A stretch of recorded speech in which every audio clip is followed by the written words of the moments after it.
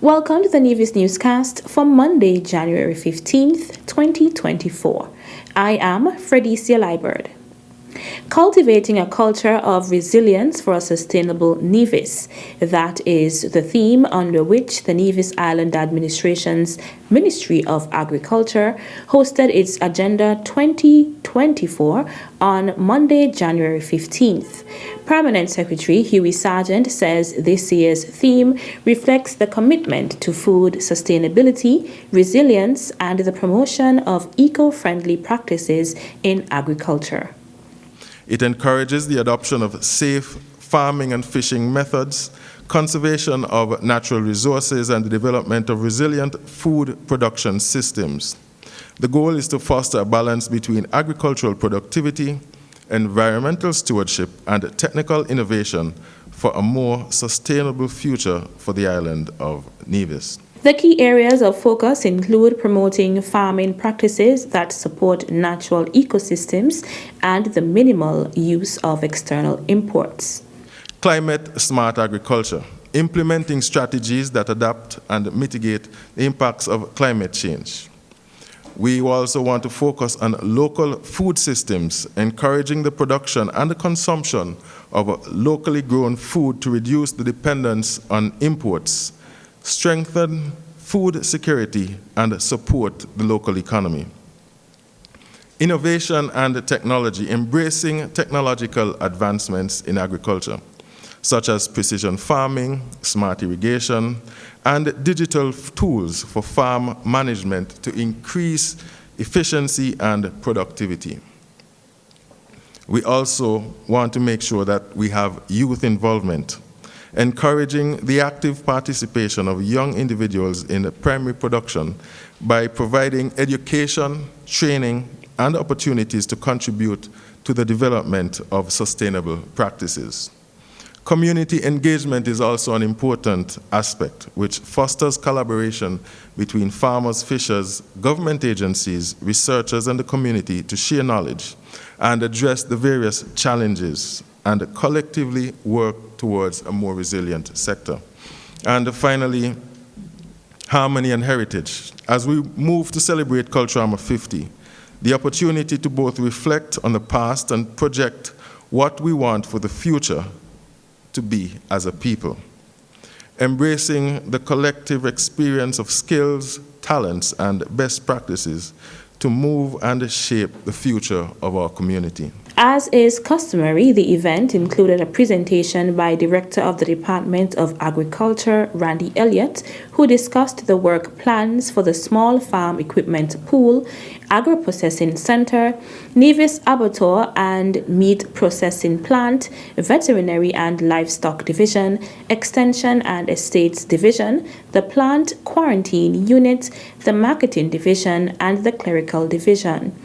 For the first time, a presentation was also made by Deputy Director of the Department of Marine Resources, Corey Maynard, who discussed the work plans for the Data, Aquaculture, Extension, Marine Management and Administration units, and a presentation by Executive Director of the Culturama Secretariat, Antonio Liebert, who discussed the work plan of the Department of Culture, including the Nevis Cultural Development Foundation and the plans for Culturama 50, Nevis's Summer Festival.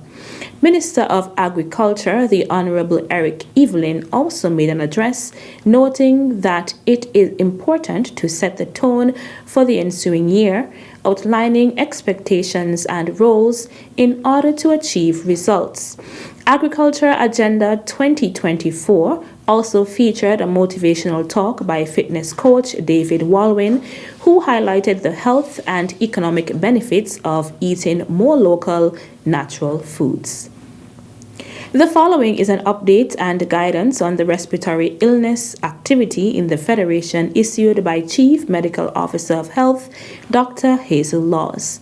The Pan American Health Organization, PAHO, in its latest epidemiological report issued on January 8, 2024, confirmed that countries in the Northern Hemisphere are experiencing epidemic levels of acute respiratory disease associated with the circulation of three viruses, namely SARS-CoV-2 or COVID-19 virus, influenza virus, and respiratory syncytial virus RSV.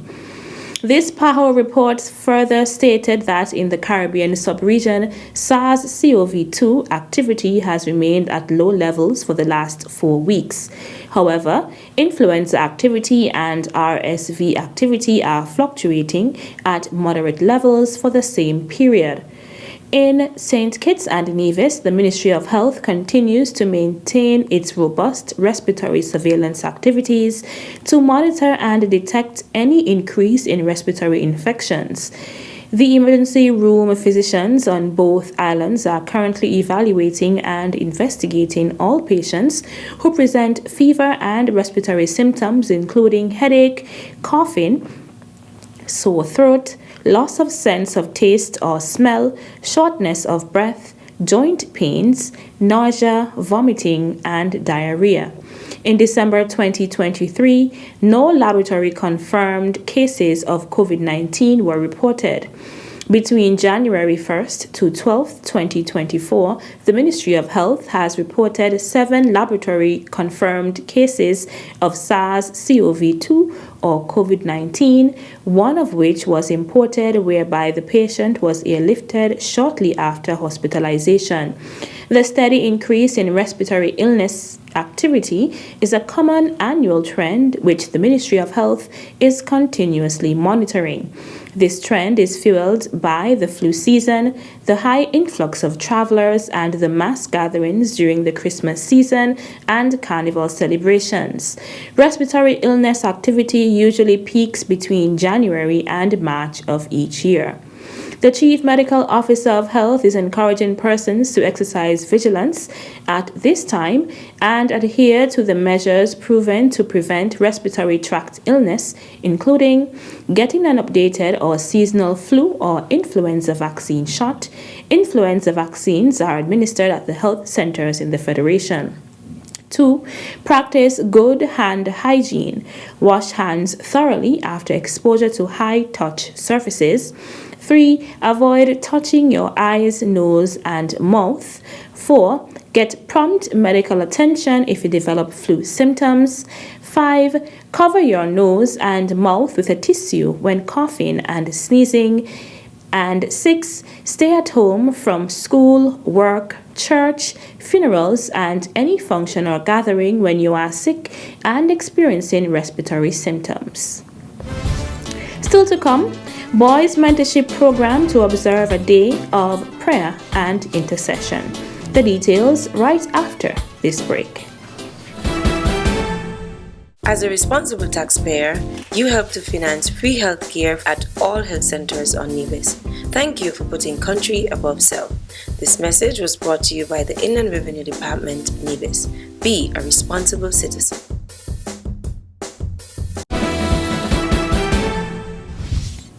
Welcome back.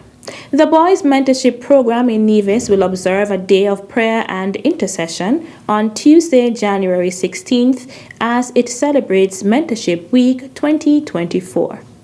We would be praying for our men and boys, not only in the program, but on the island of Nevis. And so we invite you to take a moment to pray on Tuesday as we join all over the island to pray. Mario Phillip, Chair of the Board of Directors of the Boys Mentorship Program. The day of prayer and intercession will include a prayer service at 5 p.m. But we also want to ask 100 men in Nevis to say yes on Tuesday, to come out to our prayer and intercession service at the Shiloh Baptist Church in town. We believe that having men come together to pray and to support our young men will send a great message to them to let them know that the community is behind them. And we are asking the churches, especially the men's group, the young men's group, various congregation, to take the time on Tuesday to come out to Shiloh Baptist Church and pray for our young men, because we cannot just do it. Mario said intentionally, but there are times when we have situations where we need God to guide us. And so we need God to guide the mentors. We need God to guide, us as a board. And so we are asking the community, especially the men, to come and help us pray and intercede for our young boys. Deputy Chair of the Boys Mentorship Program, Jasmine Brown. The activities for Mentorship Week commenced on Sunday, January 14th, with a service at the First Baptist Church, while on Monday, January 15th, the Board of Directors of the Boys Mentorship Program visited the Nevis International Secondary School, where the program was launched in 2022. The week of activities will also include the launch of the Boys Mentorship Program, Gingerland Secondary School GSS Chapter, on Thursday, January 18th. The Ministry of Foreign Affairs is pleased to inform of the 2024 call for scholarship applications for undergraduate, graduate academic studies, and graduate research through the Organization of American States, OAS. Interested candidates should examine the documents carefully and pay close attention to what is required of them. Applicants for undergraduate studies should already be enrolled in a program and be eligible to graduate within 2 academic years. Applicants for graduate studies should have already completed 1 year or have an acceptance letter from the university where he or she plans to study. The eligibility requirements and more information regarding the application process can be accessed through the links on your screen. Applicants have until March 12, 2024 to submit their documents to the Human Resource Department located at Government Headquarters, Bastille St. Kitts, for onward processing. All applications are to be made online via the links and then printed and sent to the Human Resource Management Department for further processing. That's it for this edition of the Nevis Newscast. On behalf of all of us here at the Department of Information, I'm Fredicia Liburd. Thank you for viewing.